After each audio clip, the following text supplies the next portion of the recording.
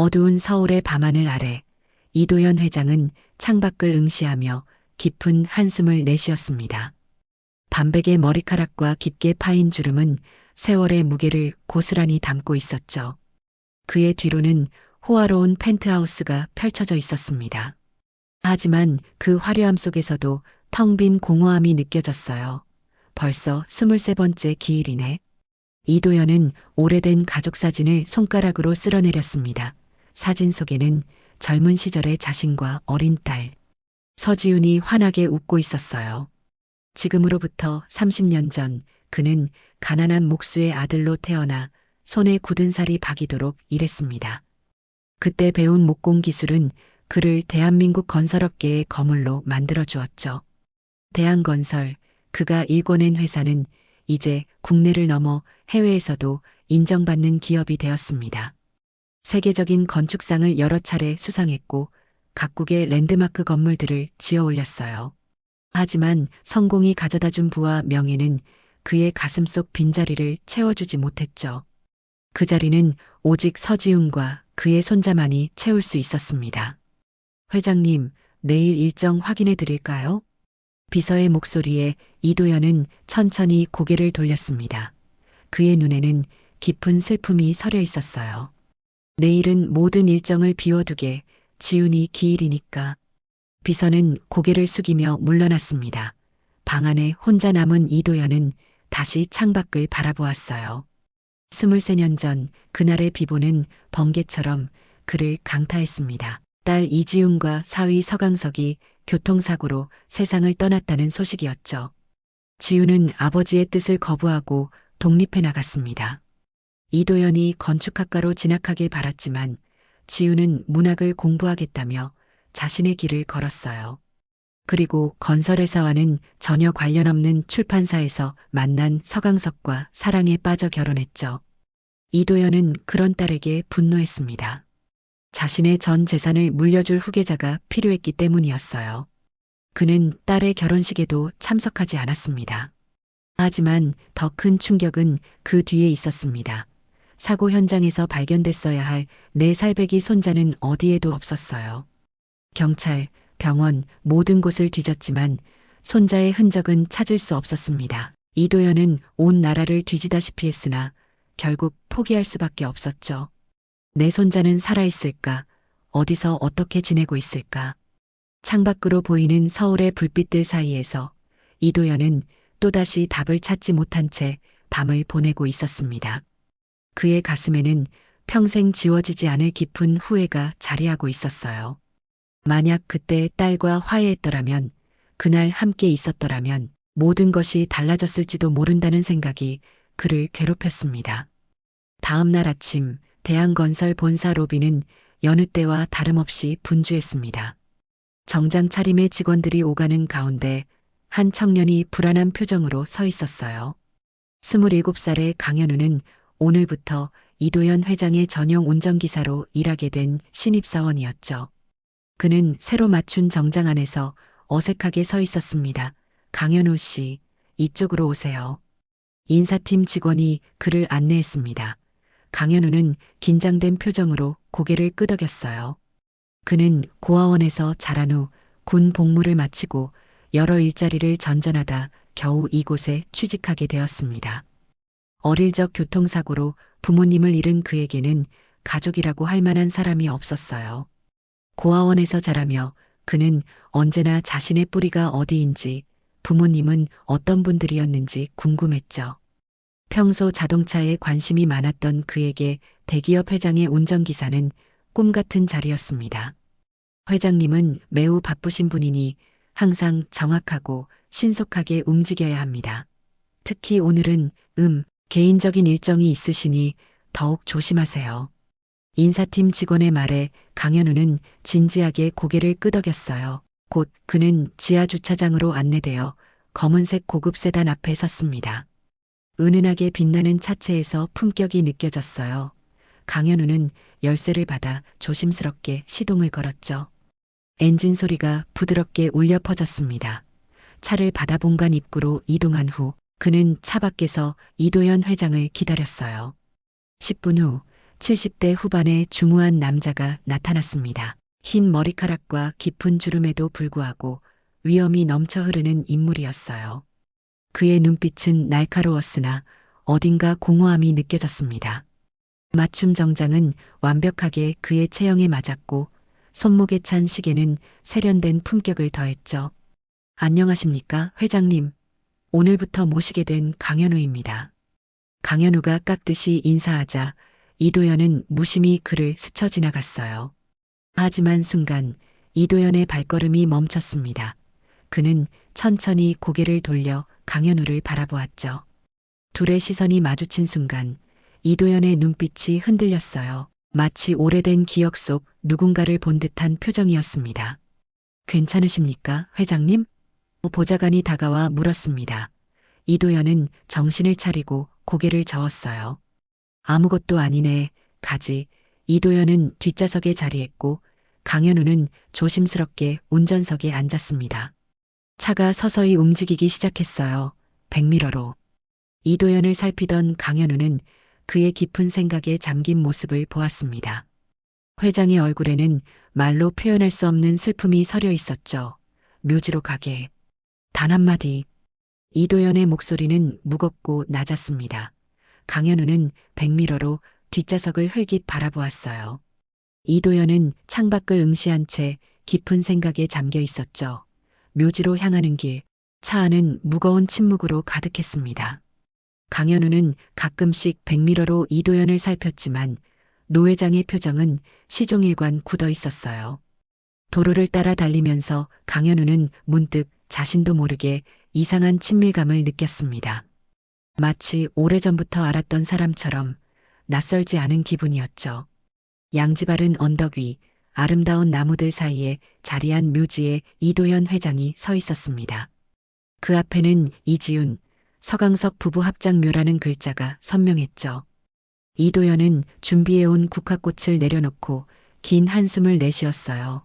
세월이 흘렀지만 딸을 잃은 아픔은 조금도 줄어들지 않았습니다. 지훈아, 벌써 23번째 기일이구나. 아빠가 또 왔다. 이도현의 목소리는 바람에 실려 멀리 사라졌어요. 그는 천천히 무릎을 꿇고 묘비를 쓰다듬었습니다. 차가운 돌 위에 새겨진 딸의 이름을 따라 손가락을 움직였죠. 딸의 미소, 딸의 목소리, 그리고 마지막 다툼까지 모든 기억이 물밀듯이 밀려왔습니다. 아직도 내 손자를 찾지 못했다. 내가 가장 사랑했던 아이를 지키지 못해 미안하구나. 멀찍이 떨어진 차 옆에서 강현우는 조용히 서 있었습니다. 그는 문득 자신의 부모님을 떠올렸어요. 어릴 적 교통사고로 잃었다는 것 외에는 아무런 기억도 없었죠. 낡은 지갑 속에 담긴 희미한 사진 한 장만이 그의 유일한 기억이었습니다. 사진 속 여인은 그를 사랑스럽게 안고 있었어요. 가끔 꿈에서 누군가 자신을 안아주는 따뜻한 느낌을 받곤 했지만 깨고 나면 모든 것이 흐릿해졌죠. 저분께 무슨 일이 있었던 걸까? 강현우는 혼잣말로 중얼거렸어요. 그때 이도현이 천천히 걸어오는 모습이 보였습니다. 그의 얼굴에는 눈물 자국이 선명했죠.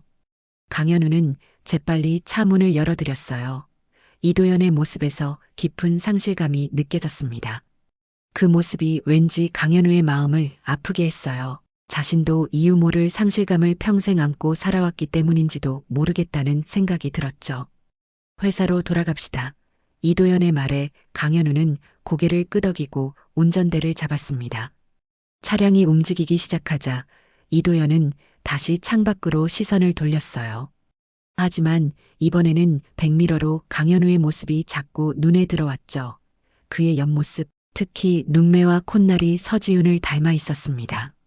저 눈매, 저 콧날 어디서 많이 본 듯한데 이도현은 묘한 느낌에 사로잡혔습니다. 강현우의 모습이 자꾸만 어린 시절 서지훈의 모습과 오버랩되었어요. 특히 그의 작은 웃음방울이 서지훈과 너무나 닮아 있었죠. 하지만 이도현은 그것이 단순한 착각일 뿐이라고 생각했습니다. 너무 간절히 손자를 찾다 보니 비슷한 나이대의 젊은이에게서 손자의 모습을 찾으려는 것이라 여겼어요. 회사로 돌아온 후 이도연은 인사팀에 강현우의 인사 기록을 가져오라 지시했습니다. 자신의 호기심을 잠재울 필요가 있었죠. 잠시 후 책상 위에 놓인 서류를 뒤적이던 그의 손이 멈췄어요. 27살 고아원 출신, 부모는 교통사고로. 이도연의 심장이 빠르게 뛰기 시작했습니다. 문득 23년 전 그날이 생각났어요. 딸 부부가 사고를 당했을 때 손자는 어디에도 없었죠. 경찰은 아이가 사고 충격으로 현장을 떠났거나 누군가에게 데려간 것으로 추정했었습니다. 손자는 당시 4살이었고 지금 27살이면 나이가 정확히 맞아떨어졌어요. 혹시 그럴 리가. 이도연은 떨리는 손으로 서랍을 열었어요. 거기에는 오래된 가족사진 한 장이 고이 보관되어 있었죠. 서지훈과 이강석, 그리고 4살배기 손자가 환하게 웃고 있는 사진이었습니다. 이도연은 손자의 얼굴을 오랫동안 바라보았어요. 그 얼굴과 강현우의 얼굴이 겹쳐졌습니다. 아니야, 단순한 우연일 뿐이야. 이도연은 스스로를 다독였지만 마음 한구석에서는 작은 희망의 불씨가 타오르기 시작했죠. 이틀 후 이도연은 새로운 현장을 둘러보기 위해 강현우와 함께 경기도 외곽으로 향했습니다. 차 안은 묘한 긴장감으로 가득 찼어요. 이도연은 백미러로 비치는 강현우의 옆모습을 자꾸 훔쳐보았죠. 젊은 운전기사는 도로에 집중한 채 묵묵히 운전을 이어갔습니다. 창밖으로는 서울의 빽빽한 빌딩들이 점점 사라지고 푸른 들판과 산이 보이기 시작했어요. 이도연은 지난 이틀 밤을 새워가며 강현우에 대해 조사했습니다. 고아원 기록, 학교 기록, 심지어 의료 기록까지 살펴보았죠.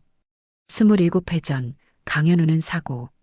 현장 근처에서 발견되어 아무런 신원 정보 없이 고아원에 맡겨졌다는 사실을 알게 되었습니다. 시기와 상황이 모두 일치했어요. 하지만 확신하기에는 아직 증거가 부족했죠. 강 기사는 언제부터 운전을 했나? 갑작스러운 질문에 강현우는 살짝 놀란 표정을 지었어요. 회장이 처음으로 자신에게 말을 건넸기 때문이었죠. 그는 백미러로 이도연의 표정을 살폈습니다. 회장의 눈빛에는 평소와는 다른 따뜻함이 느껴졌어요. 군대에서 처음 배웠습니다. 제가 운전병이었거든요. 가족은?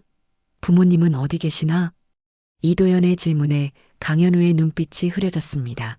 그는 잠시 침묵했다가 담담한 목소리로 대답했어요. 부모님은 제가 4살 때 교통사고로 돌아가셨습니다. 저는 고아원에서 자랐어요.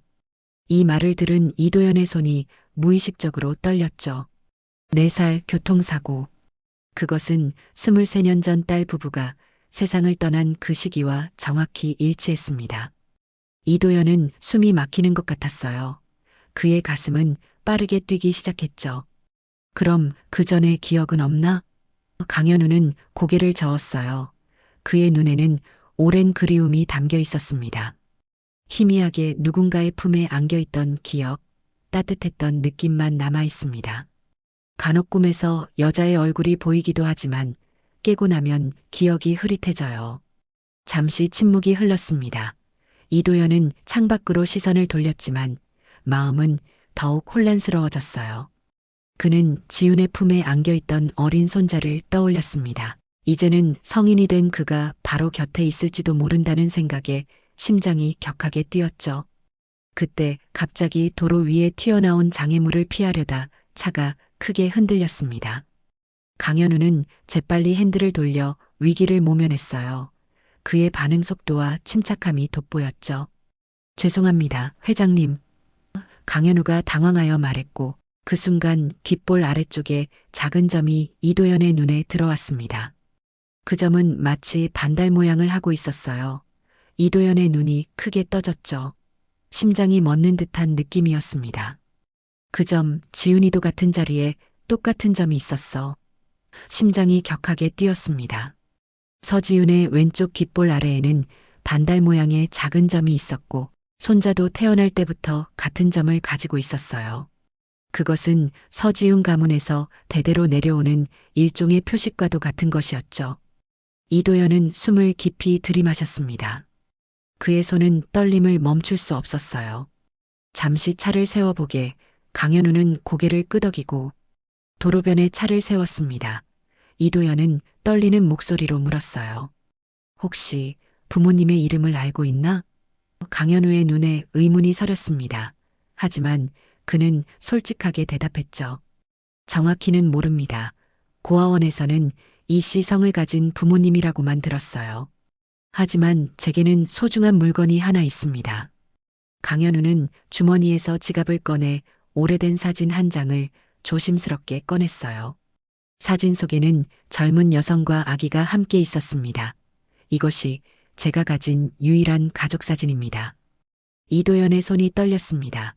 강현우가 내민 사진을 받아들며 그의 얼굴은 창백해졌어요. 사진 속 여인은 분명 지훈이었죠. 그리고 그녀의 품에 안겨있는 아기는 작은 미소를 짓고 있었습니다. 이도연은 그 사진을 놓치지 않으려는 듯 꽉 쥐었어요. 온몸에 전율이 흘렀습니다. 이게 어디서 구한 거지? 목소리가 갈라졌습니다. 이도연은 자신의 눈을 의심했어요. 사진을 바라보는 그의 눈에서 눈물이 흘러내렸죠. 오랜 세월 찾아 헤매던 손자가 지금 자신의 눈앞에 있다는 사실이 믿기지 않았습니다. 강현우는 이도연의 반응에 당혹스러워했어요. 회장이 왜 이렇게 감정적으로 되는지 이해할 수 없었죠. 고아원에 있을 때부터 갖고 있었습니다. 원장님 말씀으로는 제가 발견되었을 때 제품에 있었다고 해요. 어머니가 남겨준 유일한 물건이죠. 강현우는 말을 이어갔습니다. 그의 목소리에는 오래된 그리움이 묻어났어요. 이 사진만이 제 유일한 연결고리였습니다. 부모님의 얼굴도 이름도 모른 채 자랐지만 이 사진만은 늘 제 곁에 있었어요. 혹시라도 언젠가는 가족을 찾을 수 있지 않을까 하는 희망으로. 이도연은 강현우의 말 한마디 한마디를 가슴 깊이 새겼습니다. 모든 퍼즐 조각이 맞춰지는 듯 했어요. 그는 천천히 자신의 지갑을 꺼내 오래된 사진 한 장을 내밀었죠. 이 사진을 봐보게. 강현우는 사진을 받아들였습니다. 그의 눈이 점점 커졌어요. 사진 속에는 젊은 시절의 서도현과 이지훈, 그리고 아기가 함께 있었죠. 그 아기는 강현우가 가진 사진 속 아기와 똑같았습니다. 심지어 아기가 입은 옷까지 동일했어요. 이게 무슨... 강현우는 말을 잇지 못했어요. 순간 머릿속에 번개가 치는 듯한 느낌이 들었죠. 두 사진을 번갈아 보며 그는 점점 진실에 다가가고 있었습니다. 그의 손이 가늘게 떨렸어요. 이도연은 그런 강현우의 모습을 뚫어지게 바라보았습니다. 이 여자는 내 딸 지훈이네. 그리고 이 아이는... 이도연의 목소리가 떨렸어요. 그는 강현우의 얼굴을 바라보았죠. 수많은 감정이 교차하는 순간이었습니다. 기쁨, 슬픔, 후회, 그리고 안도감까지. 모든 것이 뒤섞여 이도연의 가슴을 채웠어요. 네가 내 손자였구나. 강현우, 아니, 이현우. 강현우는 그 자리에 얼어붙었습니다. 온몸이 떨려왔어요. 이현우. 그 이름은 어디선가 들어본 것 같은 묘하게 친숙한 울림이 있었죠. 마치 오래전부터 그의 일부였던 것처럼 느껴졌습니다. 이현우, 그게 제 이름이었나요? 이도연은 고개를 끄덕였습니다. 그의 얼굴에는 슬픔과 기쁨이 교차했어요. 23해를 기다려온 순간이었습니다. 그는 손을 뻗어 강현우의 어깨에 조심스럽게 올렸죠. 마치 손자가 환상처럼 사라질까 두려워하는 듯 했어요. 지훈이가 널 낳고 현우라고 이름 지었지.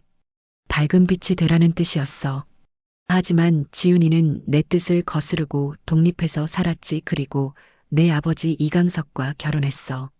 그때 난 너무 화가 나서 지훈이와 연락을 끊었네. 이도연의 목소리가 흔들렸습니다. 깊은 후회가 묻어나왔어요. 침묵이 흘렀습니다. 차 안에는 두 사람의 거친 숨소리만 들렸어요. 강현우는 창밖을 바라보며 혼란스러운 감정을 추스르려 했죠. 그의 머릿속에는 수많은 생각이 스쳐 지나갔습니다. 평생 알지 못했던 자신의 뿌리, 그리고 지금 눈앞에 있는 할아버지, 이 모든 것이 꿈처럼 느껴졌어요. 저는 항상 부모님이 그리웠어요. 고아원에서 자라면서 다른 아이들이 부모님을 만나러 가는 모습을 볼 때마다 가슴이 아팠습니다. 강현우의 목소리가 떨렸어요. 이도연은 움직이지 않고 그의 말을 들었죠. 그의 눈에는 깊은 후회와 슬픔이 서려 있었습니다. 명절이면 친척집에 가는 친구들을 보며 저도 가족이 있었으면 좋겠다고 생각했어요. 제 생일이 되면 누가 축하해줄 사람도 없었고, 아플 때면 손을 잡아줄 사람도 없었죠. 강현우는 오랜 시간 마음속에 담아두었던 말들을 꺼내기 시작했습니다. 그동안 누구에게도 하지 못했던 이야기였어요. 외로움과 그리움이 그의 목소리에 묻어났죠. 저는 버려진 줄 알았어요. 아무도 저를 원하지 않는다고 생각했죠. 하지만 강현우는 자신의 지갑에서 사진을 다시 꺼내 바라보았습니다. 사진 속 여인의 얼굴에는 사랑이 가득했어요. 그는 이제 알았습니다. 자신은 결코 버려진 것이 아니었다는 사실을요. 그의 눈에 눈물이 고였죠. 정말 버려진 게 아니었군요. 이도연은 천천히 손을 뻗어 강현우의 어깨에 올렸습니다. 그의 손길은 떨리고 있었어요. 오랜 시간 기다렸던 순간이었죠. 아니야, 널 지키지 못한 내 잘못이다. 내가 지훈이와 화해했더라면 내가 고아원에 가지 않았을 텐데. 모든 게 내 오만함 때문이었어. 이도연의 목소리에는 깊은 후회가 묻어났죠. 세월의 무게가 그의 어깨를 짓누르는 듯 했습니다. 그는 평생 이 순간을 기다려왔어요. 손자를 찾아 모든 것을 털어놓을 수 있는 날을요. 회장님, 아니 할아버지. 그 말에 이도연의 눈에서 눈물이 흘러내렸습니다. 23해를 기다려온 그 한마디였어요. 할아버지라는 단어가 그의 가슴을 따뜻하게 덮였죠. 이도연은 천천히 팔을 벌렸고 강현우는 망설임 없이 그의 품으로 안겼습니다. 두 사람은 말없이 서로를 껴안았어요. 미안하다. 너무 미안하다, 현우야. 이도연의 목소리는 흐느낌으로 가득했어요. 강현우의 눈에서도 눈물이 흘러내렸습니다. 오랜 시간 그들이 그리워하던 가족의 품을 마침내 찾은 순간이었죠. 차 안에서 벗어나 두 사람은 근처 벤치에 앉았습니다. 하늘은 맑았고 따스한 햇살이 그들을 비추었어요. 마치 오랜 어둠을 걷어내고 새로운 시작을 알리는 것처럼요. 강현우는 자신의 성장 과정을, 이도연은 서지훈의 이야기를 나누었어요. 마치 잃어버린 조각 퍼즐을 맞추듯 그들은 서로의 삶을 하나둘 이해해 나갔죠. 어머니는 어떤 분이셨나요? 강현우의 질문에 이도연의 눈빛이 부드러워졌습니다. 그는 잠시 회상에 잠겼어요. 서지훈의 웃음소리, 걸음걸이, 그리고 고집스러운 성격까지 모든 것이 생생하게 떠올랐죠. 지훈이는 강인하고 독립적인 아이였어. 내 고집과 똑같았지. 그래서 더 부딪혔던 것 같아. 하지만 마음은 따뜻했어. 너를 얼마나 사랑했는지. 내가 태어났을 때 그 애의 얼굴을 봤어야 했는데. 강현우는 이도연의 말 한마디 한마디를 가슴에 새겼습니다. 그에게는 부모에 대한 기억이 거의 없었기에 이도연의 이야기는 소중한 선물이었어요. 이제 어떻게 해야 할지 모르겠습니다. 강현우의 말에 이도연은 그의 손을 꼭 잡았어요. 우리에겐 시간이 많아. 천천히 서로를 알아가면 돼. 다음 날 이도연은 조용히 회사에 나타났습니다. 하지만 평소와는 다른 기운이 느껴졌어요. 비서와 직원들은 회장의 표정이 한결 밝아진 것을 알아챘죠. 그의 눈빛에서 오랜 슬픔이 조금은 가시고 새로운 희망이 피어나는 듯 했습니다. 오늘 일정은 모두 미뤄주게. 현우 아니, 강현우 군과 함께 갈 곳이 있네. 비서는 의아한 표정을 감추지 못했지만 고개를 끄덕였어요. 얼마 후 이도현과 강현우는 함께 지훈의 묘지를 다시 찾았습니다. 이번엔 강현우도 묘지 앞에 서서 깊은 생각에 잠겼죠. 어머니, 제가 왔습니다. 강현우의 목소리는 떨렸습니다. 그는 처음으로 자신의 부모 앞에 선 것이었어요. 묘비 앞에 무릎을 꿇고 국화꽃을 내려놓으며 그는 눈물을 흘렸죠. 어머니, 아버지 저는 잘 지냈습니다. 외롭기도 했지만 많은 사람들의 도움으로 이렇게 컸어요. 그리고 이제는 할아버지도 만났습니다. 이도연은 묵묵히 강현우의 곁에 서 있었습니다. 그의 마음에는 벅찬 감정이 차올랐어요. 20세 만에 손자와 함께 딸의 묘지를 찾은 것입니다. 지훈아, 이제야 찾았다. 네 아들을, 내 손자를 아빠가 이제부터라도 잘 돌볼게. 이도연의 목소리는 단단했습니다. 더 이상 떨리지 않았어요. 그것은 약속이자 다짐이었죠. 두 사람은 한참 동안 묘지 앞에 서 있었습니다. 바람이 살랑거리며 묘지의 나무들을 흔들었어요. 마치 서지훈과 이강석이 그들의 상봉을 축복하는 듯 했죠. 묘지를 나와 이도연은 강현우를 회사로 데려갔습니다. 대한건설 본사의 최상층, 회장실로 안내했어요. 넓은 창문 너머로 서울 시내가 한눈에 내려다 보였죠. 이도연은 창가에 서서 잠시 침묵했습니다. 현우야, 이곳은 내가 평생을 바쳐 일군 회사야. 처음에는 작은 목공소에서 시작했지. 그리고 지금은 이렇게 컸네. 이도연은 천천히 강현우를 바라보았어요. 그의 눈에는 깊은 애정이 담겨 있었습니다. 언젠가 이 모든 것이 내 것이 될 거야. 내가 내 유일한 혈육이니까. 강현우는 놀란 표정으로 이도연을 바라보았습니다. 그는 고개를 저었어요. 할아버지, 저는 아직 준비가 안 됐습니다. 사실 저는 건축이나 경영에 대해 아는 것이 하나도 없어요. 이도연은 부드럽게 웃었습니다. 그의 눈가에 주름이 잡혔어요. 그래도 내 피 속에는 건설업의 피가 흐르고 있어. 내 할아버지도 어머니도 모두 건축을 사랑했으니까. 강현우는 잠시 생각에 잠겼습니다. 그는 천천히 입을 열었어요. 전 아직 스스로 개척하고 싶습니다. 할아버지의 회사를 물려받기 전에 제 자신의 능력으로 인정받고 싶어요. 이도연은 강현우의 말에 깊은 감동을 받았습니다. 그의 고집스러운 태도는 마치 어린 시절 서지훈을 보는 것 같았어요. 하지만 이번에는 이도연이 다르게 반응했죠. 그래, 내 생각대로 하거라. 하지만 한 가지 제한이 있다. 이도연은 창가에서 돌아서서 강현우를 바라보았습니다. 그의 눈빛에는 따뜻함이 담겨 있었어요. 우선 회사의 기초부터 배워보는 건 어떨까? 운전기사가 아닌 건설 현장에서 시작해서 점점 배워가는 거지. 당장 경영진으로 뛰어들 필요는 없어. 천천히 내 속도대로 배우면 돼. 강현우는 잠시 생각에 잠겼습니다. 그리고 고개를 끄덕였어요. 그게 좋겠습니다. 할아버지의 일생을 통해 쌓아온 경험과 지식을 배우고 싶어요. 하지만 특별 대우는 받고 싶지 않습니다. 이도연의 얼굴에 미소가 번졌습니다. 그는 강현우의 어깨를 토닥였어요. 그래, 처음에는 아무도 모르게 할 수도 있지. 내가 스스로의 힘으로 인정받기를 원한다면 말이야. 며칠 후 강현우는 대한건설의 주요 현장인 광화문 재개발 프로젝트에 신입사원으로 배치되었습니다. 아무도 그가 회장의 손자라는 사실을 알지 못했어요. 강현우는 안전모를 쓰고 현장에서 일하며 건설의 기초를 배우기 시작했죠.